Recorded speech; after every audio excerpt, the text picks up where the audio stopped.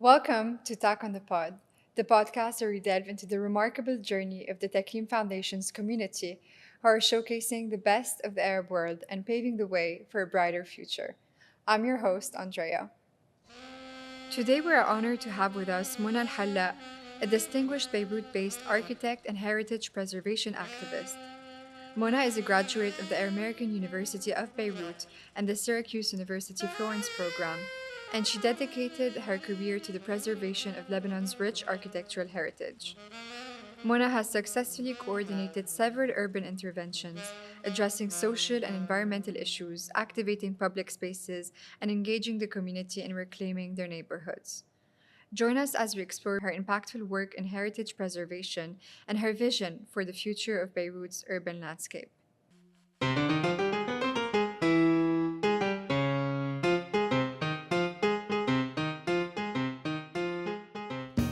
Mona, welcome to Talk on the Pod.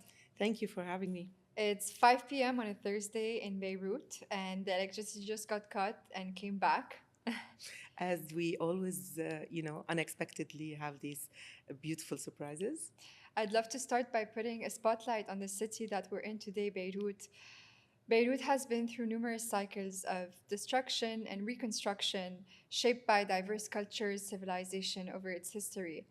Yourself, as a Beirut based architect, what inspired you to become a heritage preservation activist? Was it the architecture itself, the aesthetics, or the rich history behind the buildings that drew you to the cause?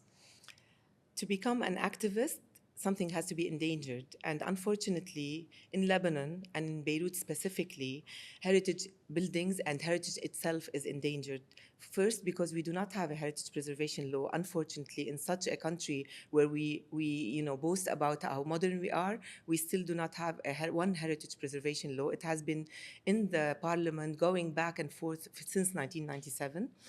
And the other thing is there's no awareness. The people do not really know. Maybe now it's a little bit more, but the people do not have a genuine awareness about how important heritage is in preservation of their identity. And heritage is not, people think about heritage as a building. It's heritage is the building, the people who live in it, the functions that happen in it, the birds on the trees in the garden that's around the building. So it's a much wider thing than just a few arches or a few red tiled roof. Can you take me back to the early days and talk through some personal experiences or events that you might have encountered that significantly shaped your passion for preserving Beirut's architectural heritage and influence your approach to urban renewal? I was born in 1968, so I was only 7 years old when the war started. So I didn't really know the Beirut that my parents talk about, the downtown Beirut, the al-aswaq, the souks, the beautiful cinemas. I only hear about it, right? And I graduated in 1990 as an architect from the American University of Beirut, and it was the year where the wars stopped. So it was the year where everybody could go down to downtown. So we went down, and we were the first, maybe the first class of architecture who went down. We surveyed things, we took photos. I even have two rolls from the Rivoli cinema through actual film rolls. So we were like mesmerized by the fact that this is the Beirut, although it was destroyed, but the beauty was there. Destroyed buildings still show the beautiful past that they had. The Rivoli cinema was still there. The police station on Martyr Square, the Opera Cinema. These were buildings we studied, and then suddenly we're there and they're completely destroyed. So there was a mixture of pride in the past and pain over the loss. And we as architects, what's our mission? To build new buildings, right? But what do we do with our history, with our heritage, with this beautiful, it's a city that was completely in ruins. So I think that was the first trigger that was like, okay, we should do something. And then I went and did my master's in Florence about contextual architecture. It was not heritage preservation, but it was about how to be in context. And it was Florence. And in Florence, if there's a stone in a house 500 kilometers away from the center that proved that it is an old stone, they forbid you to paint over it. Wow. They are on the other side of the spectrum of preservation. So I was like, we have a city that's destroyed and they care for a stone. So it was also something that I want to come back and do something about this. And the day I came back, I went down to Martyr Square. That was I think, a changing moment in my life. I wanted to go down to see martyrs because while I was in Florence, Beirut was being destroyed for the reconstruction project of Solidaire, which I personally think it was the most destructive project in the history of the city. So I went down to Martyr Square and I stood there and there was nothing. Even Rivoli had been destroyed.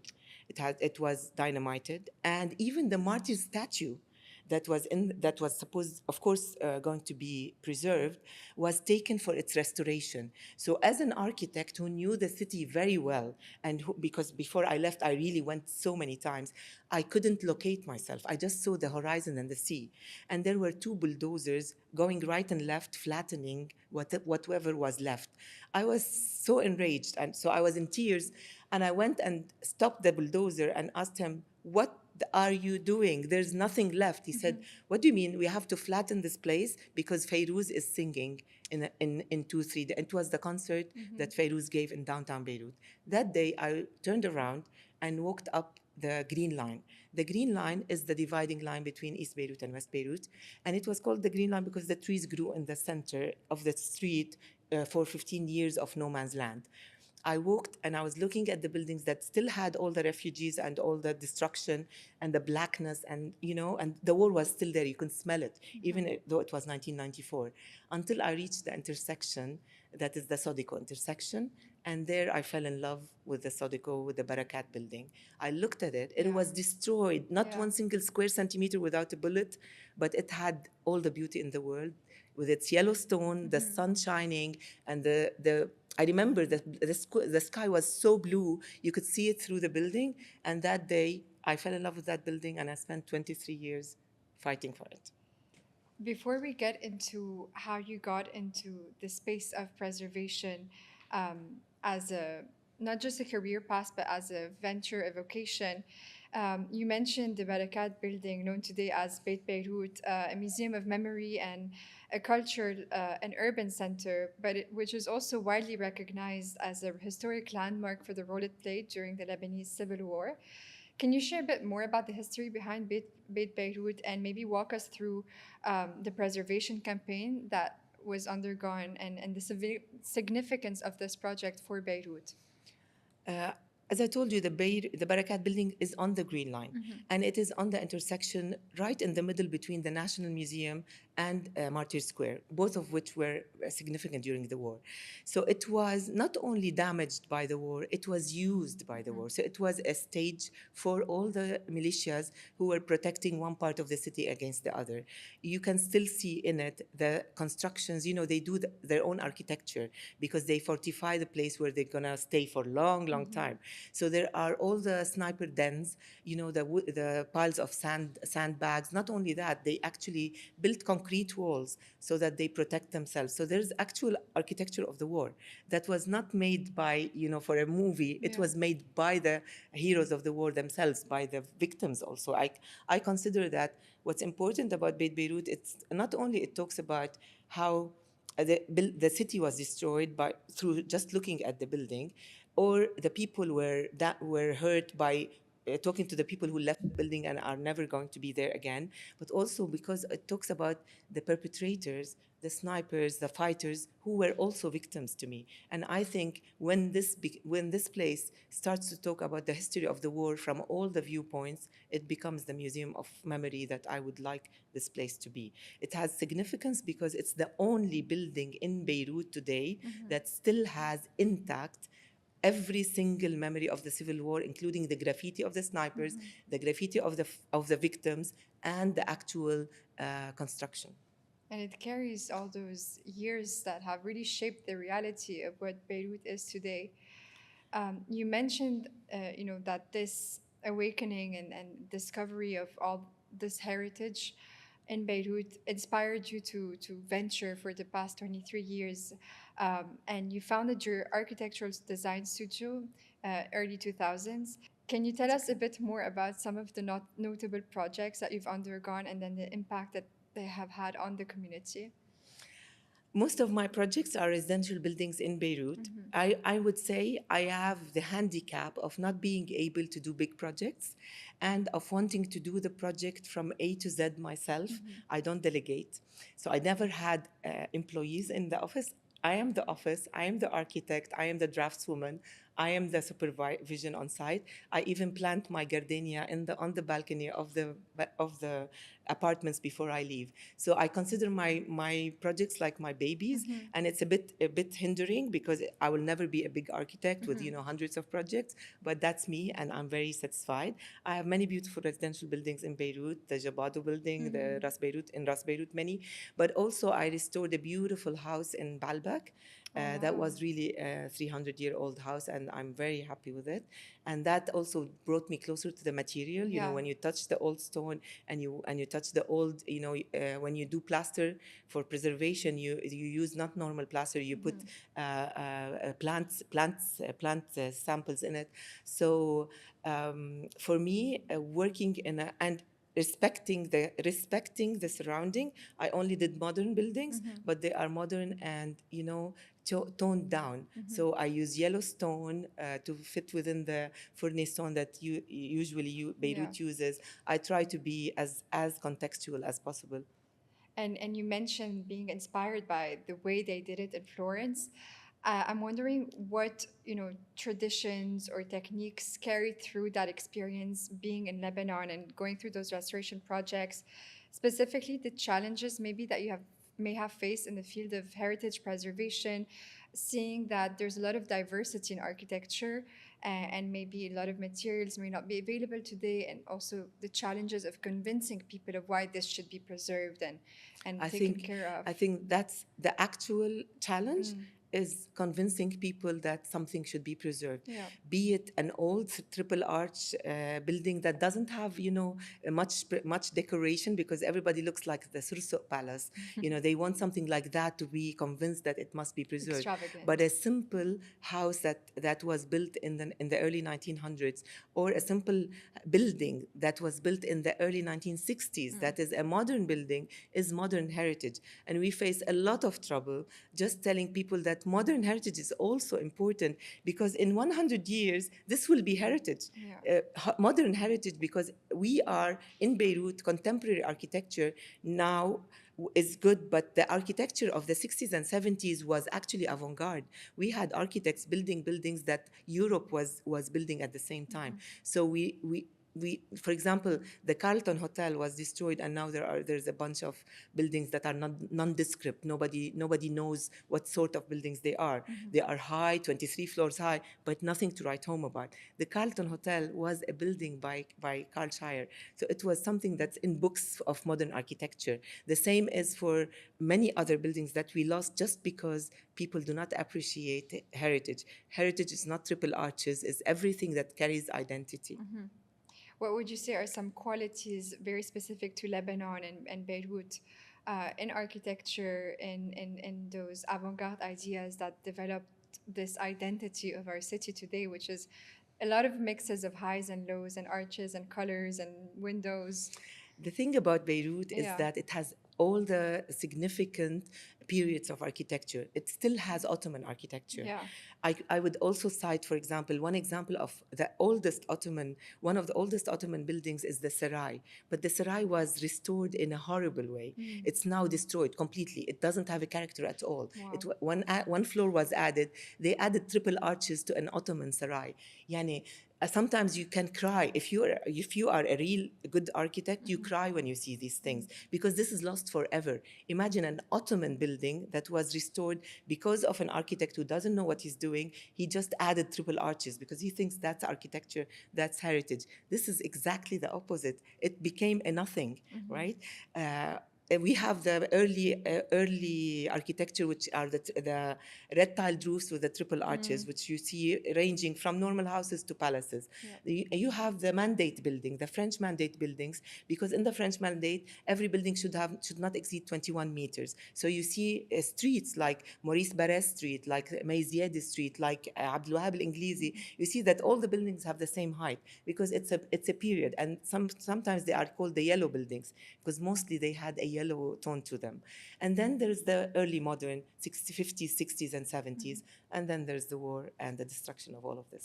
Which also carries through in terms of the identity. We have a lot of buildings that really represents the significance of the war. I drive through Beirut and I start to see the facade and the blend between destroyed and renewed. And Right. even I think most recently the explosion had added this layer of 100%. destruction and reconstruction. And it's like you can kind of see through the past 100+ years just by driving through Beirut. I was very lucky. I'm currently the director of the Neighbourhood Initiative at AUB. Yes. And when the explosion happened, usually we deal with things to try to connect the university to Ras Beirut as a part of the city.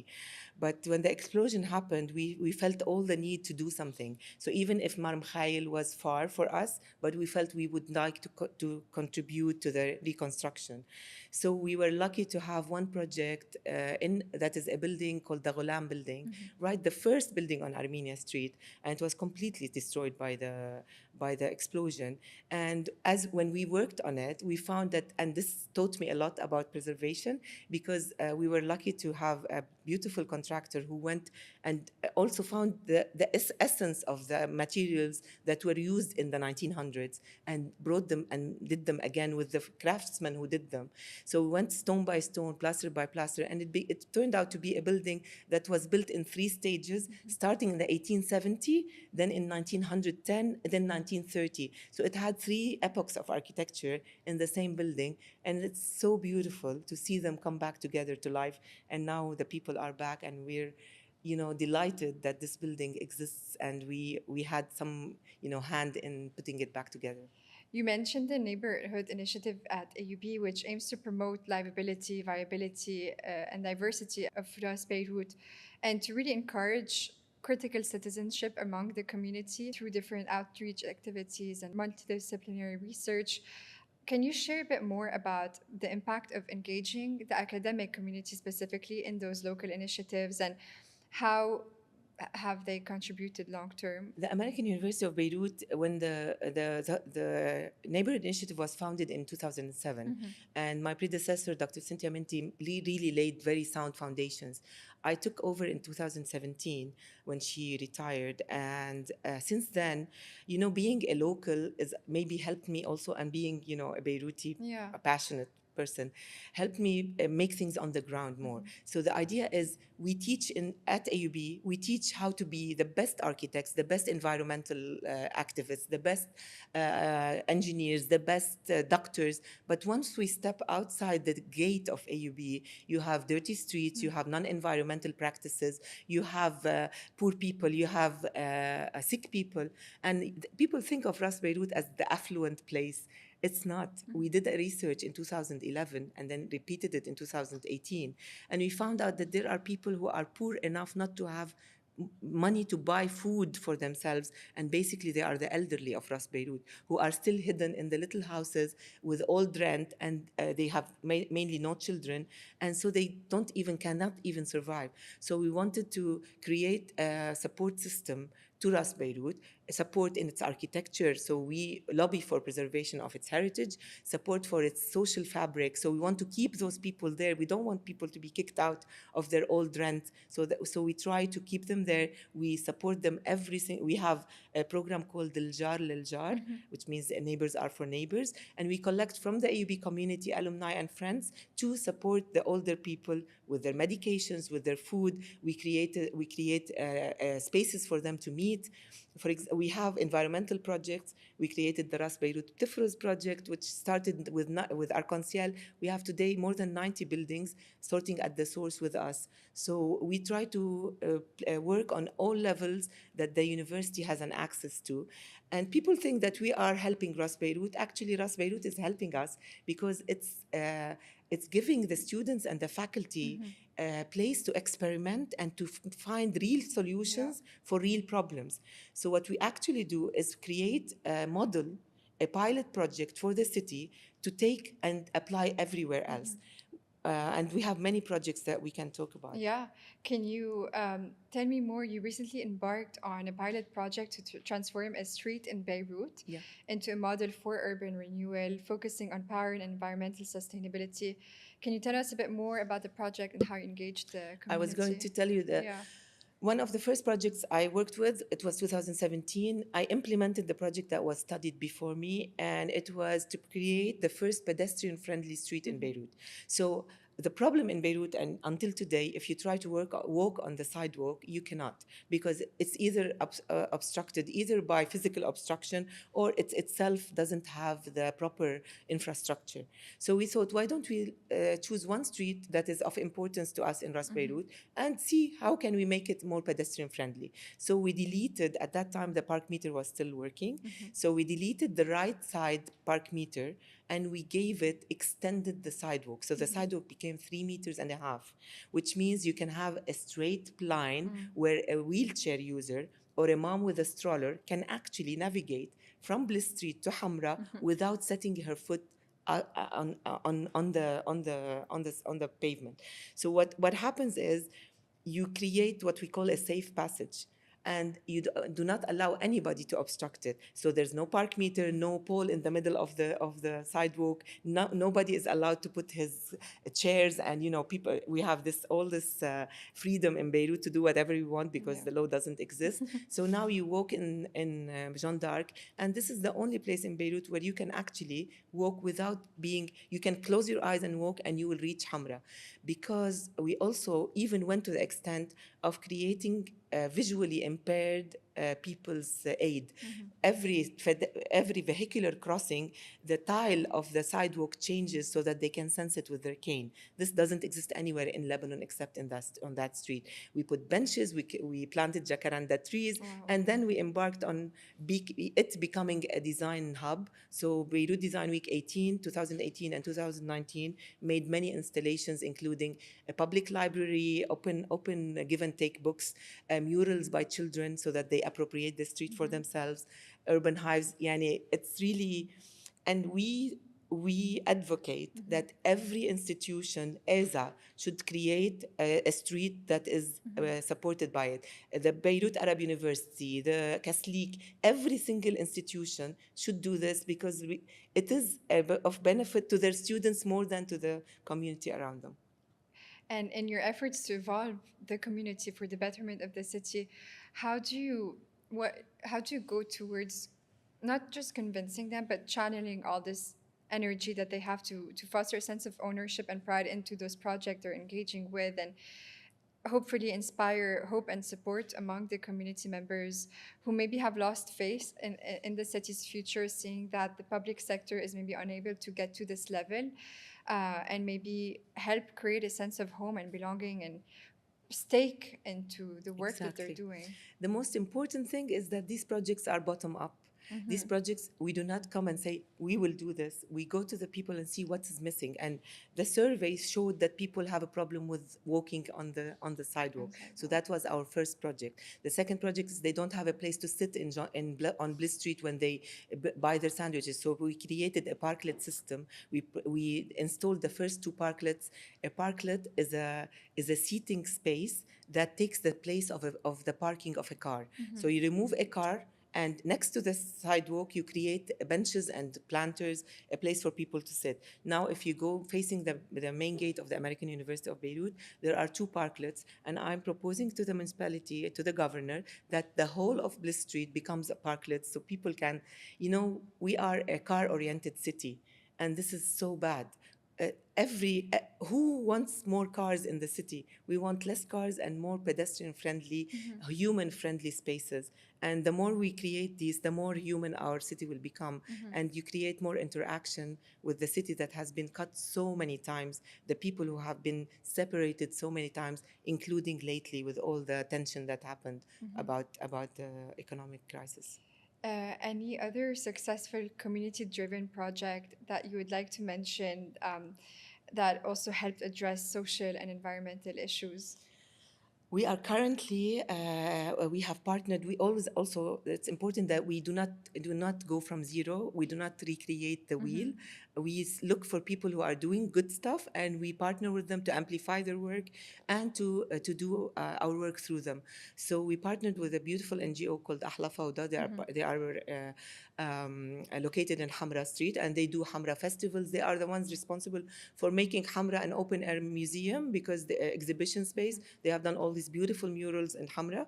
So we partnered with them. Their director, Iman Asaf, had this idea of transforming a parking lot into the eco hub.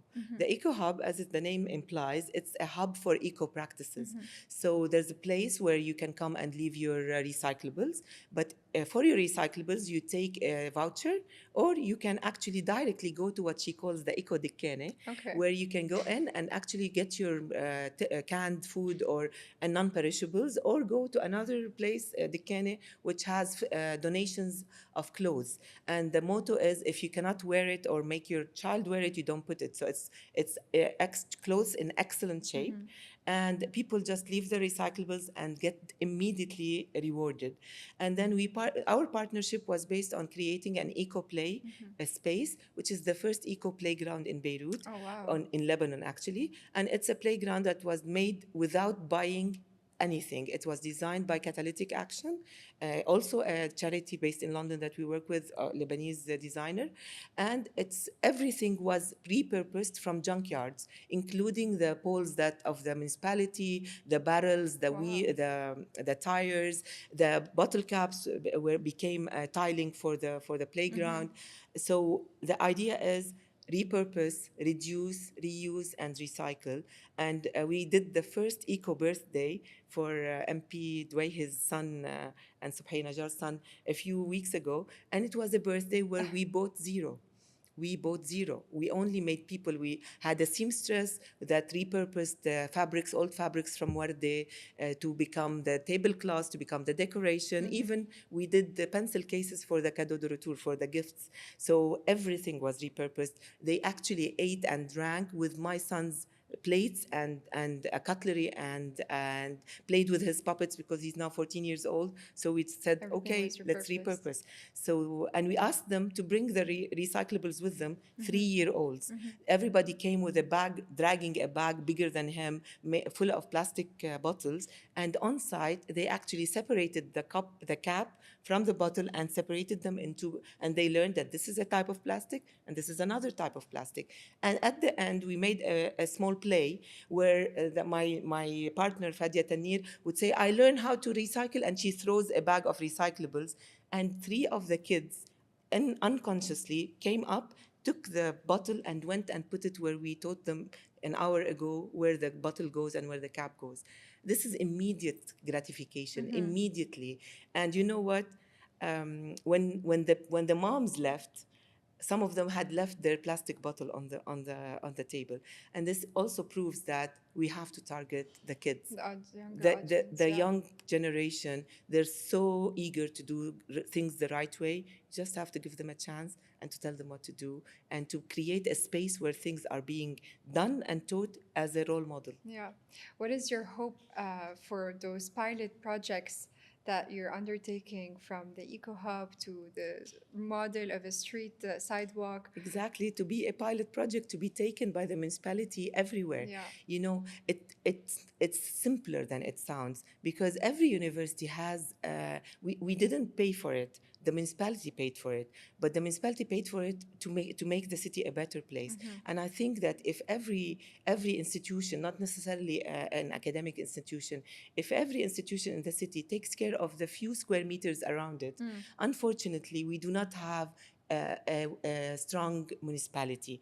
Maybe we will have one day, but we always partner with the municipality, because our aim is that the municipality gets strong, because they have to do the work, not Yeah. us. We will support them, we will help them, we will teach them, we will give them our experience. But then we shouldn't be happy that we are lighting this. We lit with Rebirth Beirut both the Corniche, the Bliss Street, and all the streets around AUBMC, our medical center. Mm-hmm. We are happy to do it, but we will be happier if the Electricité du Liban gets back on its feet, if the municipality gets back on its feet, and we are ready to do this full blast. Mm-hmm. My hope is that every one of these projects multiplies, and we have an eco hub in every small place. Because if you give people a place, they will bring their plastics. Yeah. What does it take to keep your plastics on the side, especially if you're being rewarded, right? So just give them a system that works. Yeah. And it's inspiring because it goes to show that if you can take care of your surroundings and it multiplies at the end, it will just be an image of the people. And if everyone had a stake, took care of their country, same way as I took care of their home. Exactly. The Collectively. idea is your home extends Yeah. beyond your doorstep. Your home extends to your entrance lobby, to your street, and to your city. Yeah. And once you belong, once a friend told me a very painful sentence a long time ago, 30 years ago maybe, and he left. He immigrated, and he told me. I told him, "Why did you immigrate? Why did you take the decision to leave?" And he was quite a passionate person about his. He's not from Beirut. He told me because Lebanon is not a country; it's a country club. And I laughed, and then I thought about it. And what he meant is that you don't belong. You're like a subscriber. So if it's nice, and you can have your drink and sit And feel happily good. and feel good, then it's okay. Once you're not, then you leave, because nothing ties you back to it. What we're trying to do is know you belong here. This is yours. Yeah. This is yours. It belongs to you. The street is yours. Take care of it. And even in Beit Beirut, my dream is that Beit Beirut is literally a place where you enter, and when you go out, you learn something more about the city, so that you fall in love with it and preserve it. My dream is that there's a huge map of Beirut with all the universities putting in their information data. Where do you come from? From where in Beirut? Are you from Beirut? From the north of Lebanon. Okay, I come from Sa'id al-Janzir. I would like to enter Beit Beirut, press on a button where Sa'id al-Janzir is, and then I will have a presentation about Sa'id al-Janzir. Where did the name come from? What is the history of Sa'id al-Janzir? Who lives in Sa'id al-Janzir? What are the trees that are special in Sa'id al-Janzir? What are the shops that are special? Who are the famous people who were born in Sa'id al-Janzir? If you go now, what can be done better? So imagine how you can have an interactive project where you give all the students in universities the chance to go and research every single part of the city of Beirut and have the information, run in front of you. And then you would know that the jacaranda trees and spears have been planted by the Ottoman people. You cannot cut one. The municipality wanted to cut the trees in Sanaya garden a few years back to make a parking under it. Oh. Of course, everybody was happy for we need parkings. Yeah. But the kina trees in that garden are 250 years old. Yeah. Nothing can give back these trees to the city. So no parking, nothing is more important than one leaf of kina tree in that place. But people don't know. When they know, I don't know. Awareness. I have a hope that Yeah. if they know, they would care. Yeah, that awareness plays a big part into it, because immediately by knowing, you have a stake and a responsibility, because And the you're aware. responsibility. Yeah. And like you mentioned with the Neighbourhood Initiative at AUB, training them to be critical citizens and really have a stake in their surroundings, and using it as a canvas for Exactly. betterment, because if it's not them, then who is it going to be? I always think of our students who did projects with us. Once they are proud and they go around say, "This is my," So one day we collected dripping water from air conditions, and they put plants under it so that they can get watered by the dripping water of the air wow. conditioning. It's simple, but Yeah. there's still one and Ammo Samir Haddad in Maqdis in Sidani Street. He still has that installation. It's from 2018. But students who pass by like, I did this project. I participated in this. we collected once the memories of Jeanne d'Arc Street. It's still there in the plaza near West House.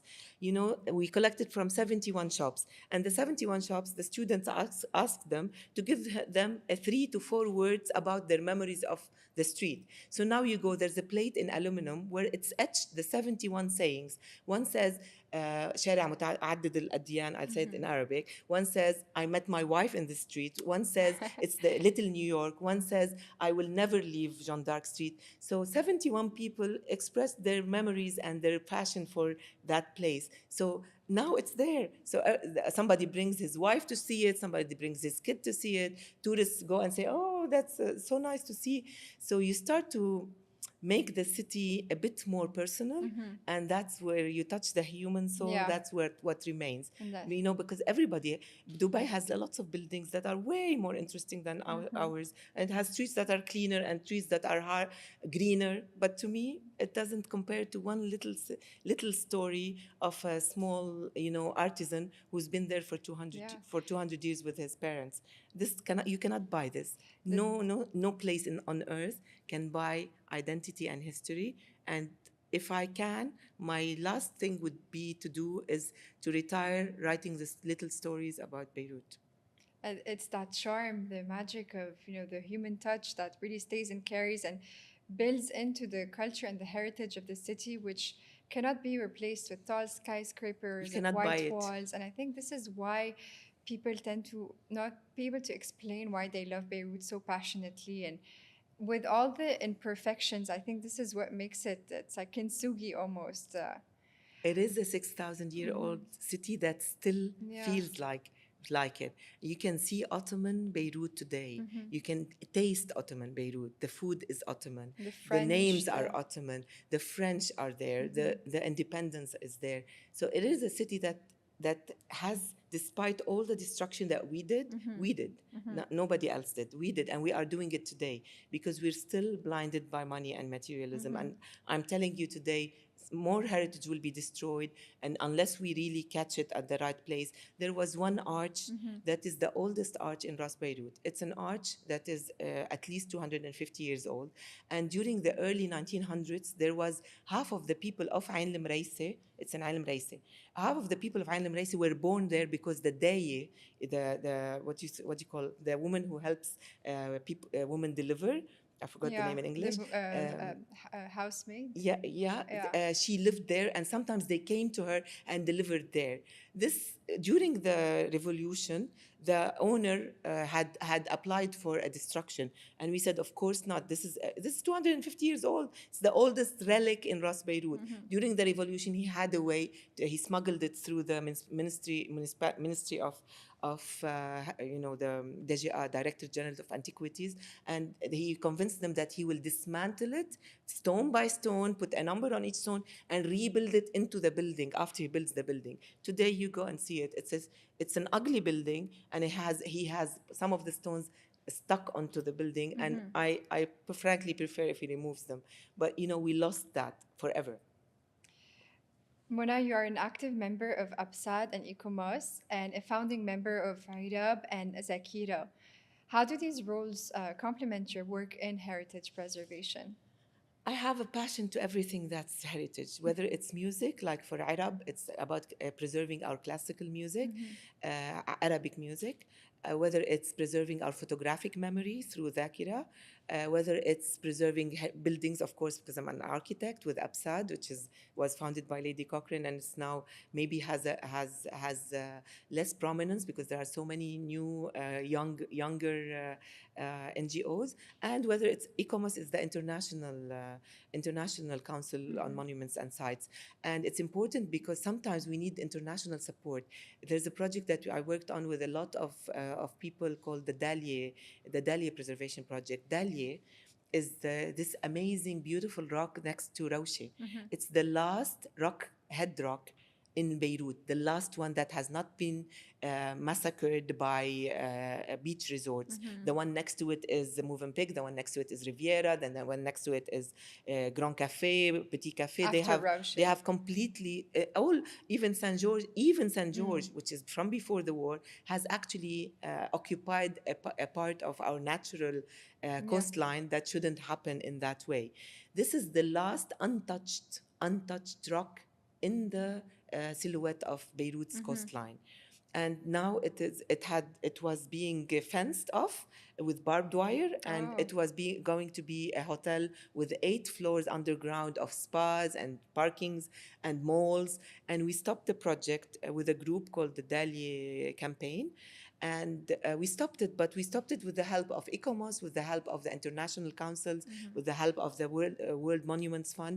But we needed the international community to tell us, to come and tell our government that this is important, this is unique in the coast of the Mediterranean, it has endemic plants, it has archaeology.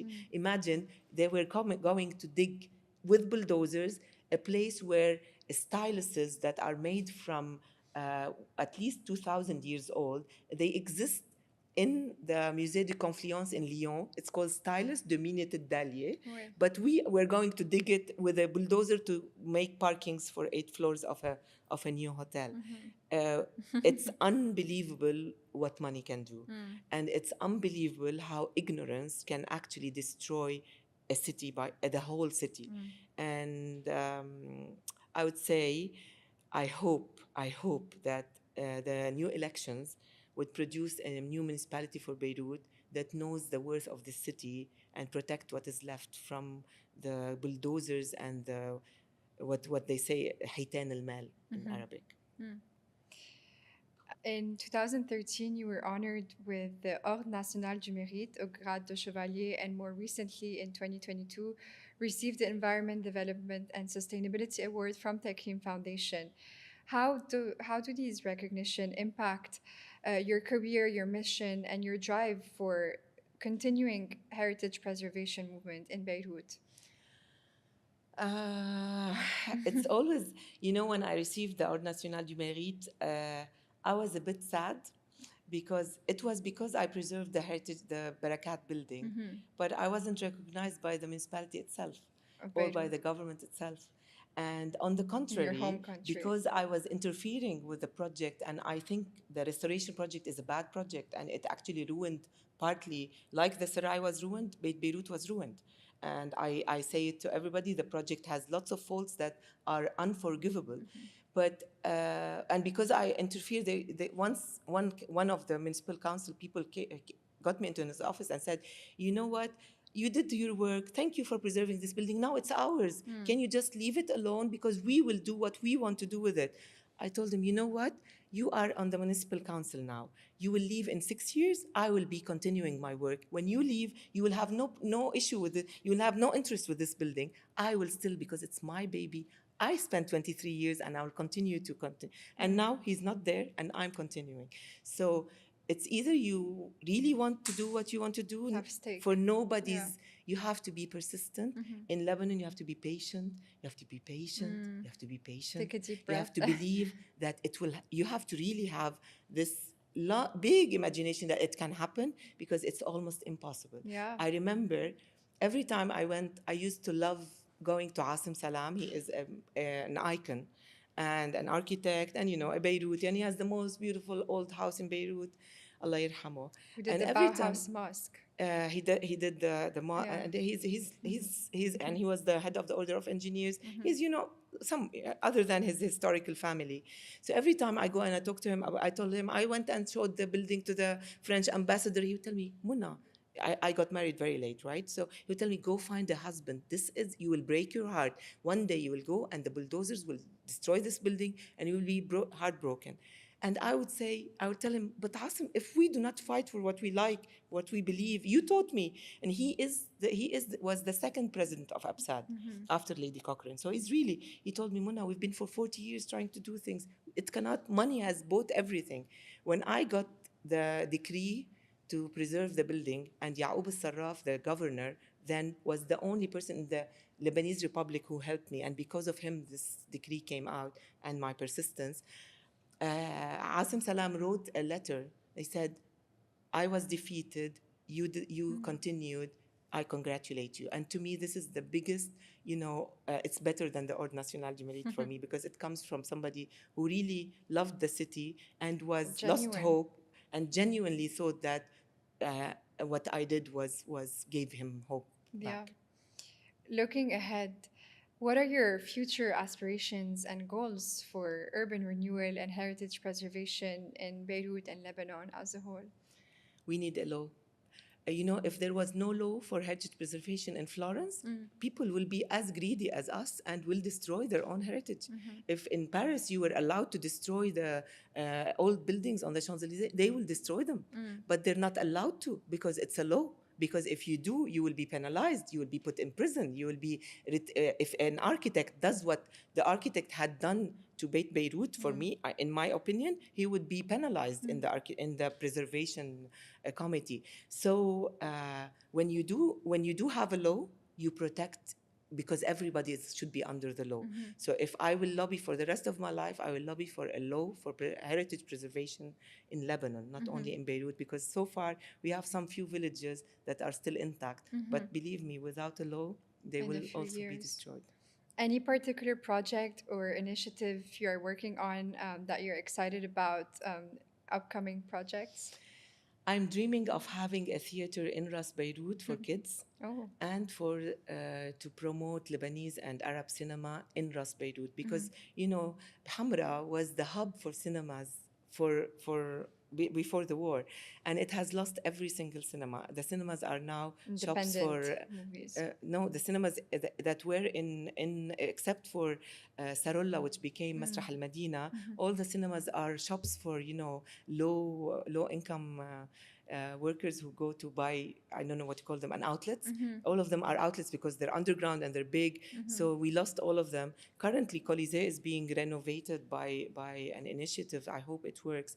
But I hope I will be able to take one of the small theaters and initiate with existing Nadi لكل الناس who works on cinema, with people who do theater for kids, Dar Umbuz, Fadia Tanir, a beautiful project to bring what Ras Beirut has lost, because even if it has lost it, you can still feel it. For example, there's a small coffee shop called Barzakh. Just go and sit there. There's no other place. When you look at Hamra, with all the changes that happened, it's still Hamra, and it's still, but it needs work. Yeah. I cannot say that it's still the same, but I think we can bring it back. If I can do that, it will be a dream come true. That would be lovely. What advice would you give to the younger generation to support or even get involved in efforts to preserve Beirut's architectures and cultural heritage and learn to understand it, learn to see through the imperfections, learn to appreciate it a bit more? I think knowledge is key. So they should read about their heritage, read the books that are written about architecture in Beirut and Lebanon. Understand why is this called like this? Why is this, there is a red roof? Why there are triple arches? Why is this building yellow? Why is this street called, yani, I think if you research, now it's so easy to research. You have so many search engines. Just research when you have a free time. Okay, listen to music, play some games, but also give once a month, half an hour to your city and ask a question. And I'm ready to answer if they don't find an answer, because I think just knowledge will make this happen. Will make preservation more close to people's hearts. And I can see in the young generation lots of hope. I must say, if they keep them here. Absolutely. Mona, I would love to end with the rapid fire rounds of questions. You can answer with a word or a sentence. I'd love to start with maybe a book or a documentary that you would recommend on um, either heritage preservation or maybe even the history of Beirut's architectural landmarks that everyone should read or watch.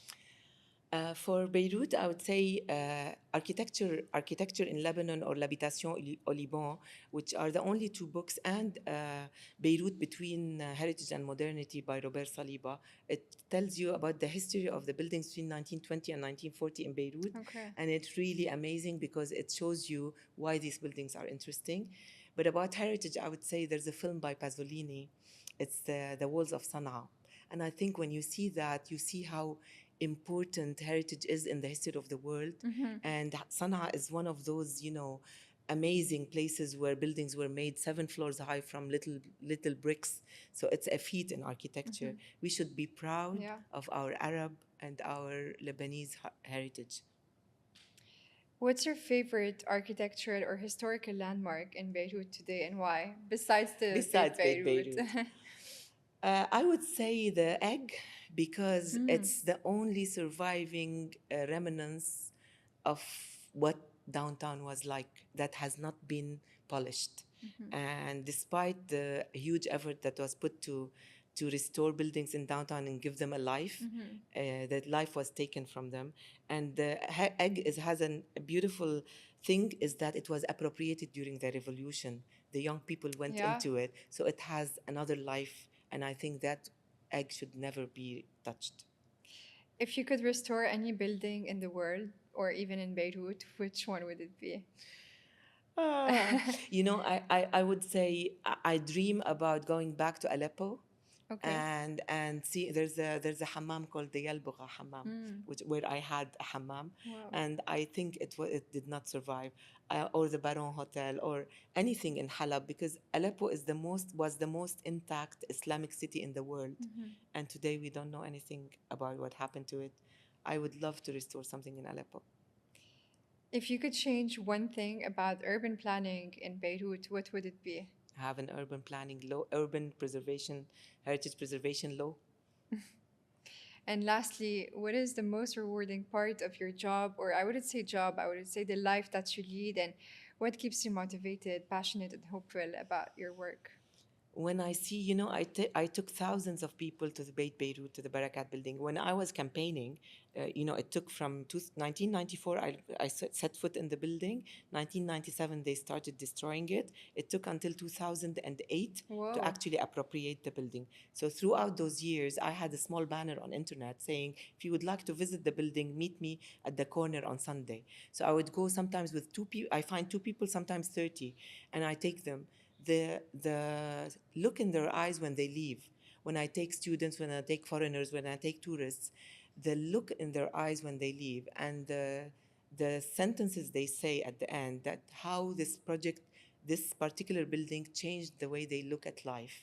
Not because it's a heritage building, not because it's a war building, because it has all these stories because I find out stories about who lived in it and I tell them. And I think that every building in Beirut has the potential to be a Beit Beirut, but this one is there and we need to use it. And every time I hear how this building affected people, I feel so gratified that I had a say in keeping it alive. Thank you, Mona, so much for being with us today and for this very inspiring and touching conversation. Thank you very much, Andrea. It was a pleasure. Thank you. Thank you, Takrim.